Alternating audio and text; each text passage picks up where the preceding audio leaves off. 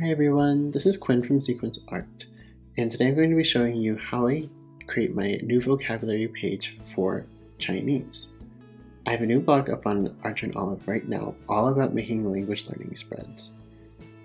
I recently started learning Chinese about 2 years ago, and since then I've used my bullet journal to help me in my studying process. I mostly use my journal for writing down new vocabulary, for writing down important grammar concepts, or if I choose to use my own textbook instead of following along with the class. If you go to my blog, you can see a bunch of different spreads that I do, but this is my spread for new vocabulary words. While this is going to be very Chinese specific, you can take this spread and adapt it to your own language that you are learning.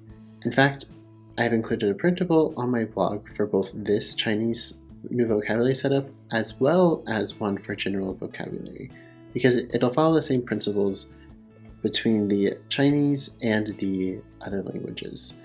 I have learned both Russian and Spanish in the past, so I know it is applicable to different languages as well. What makes this unique for learning Chinese is that I have a lot of space for practicing the character. Because Chinese is not an alphabetized language, each character is unique for each individual word. So it's important to practice writing each character multiple times so that you can remember exactly how each stroke goes and in exactly which order to help memorize the word a little bit better. So I'm setting up this new chart for a set of new vocabulary words. I'll only be filling in one of the new vocabulary words, but I'll go ahead and make the full chart right now.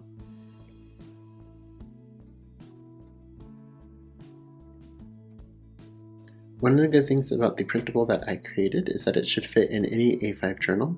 I'm currently using a B5 journal because I know that I would want to have more vocabulary words onto one page, but the printable I created was for an A5 because that's what most people have.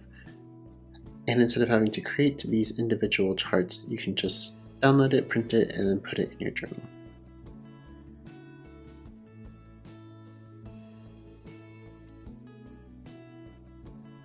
So now that the page is set up, I will explain what each section is for. The top left corners of each of the sections is for your new vocabulary word, and that top section is to include important information to help you remember the word. So this can be the definition, how the word is pronounced, how it's used in a sentence, similar words to it.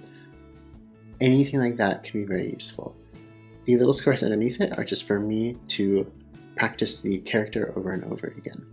If you look at the printable that I created, I had a very similar structure for the non-Chinese words, where you have the word, the definition, using an example sentence, and any other words that are similar to it.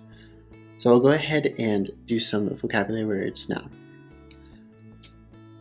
The word I'm going to use for my example is actually made out of 2 characters. So I'm going to go ahead and make room to write a second character right there. I'm actually going to write the pinyin, which is the romanization of the pronunciation.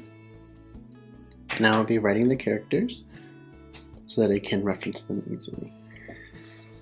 So along with writing the pinyin and the actual character itself, I will be writing the definition. Now in this section, I'm also going to include the parts of the characters that are familiar. So for example, the word ji has the characters for car, for mouth, and for ear. And so one of the ways that I remember how to write it and how to understand it is to remember each of those characters to write them out off to the side. I will then use the little squares underneath it to copy the character multiple times. I'm not going to do this on video as it can be very repetitive and boring, but this is the basics of how to use this vocabulary chart. If you have any questions, please feel free to put it in the comments or take a look at the blog. There's more answers there and a more thorough discussion of how you can use your journal for language learning. I hope you enjoyed this video and hope this was helpful to you. Thank you so much!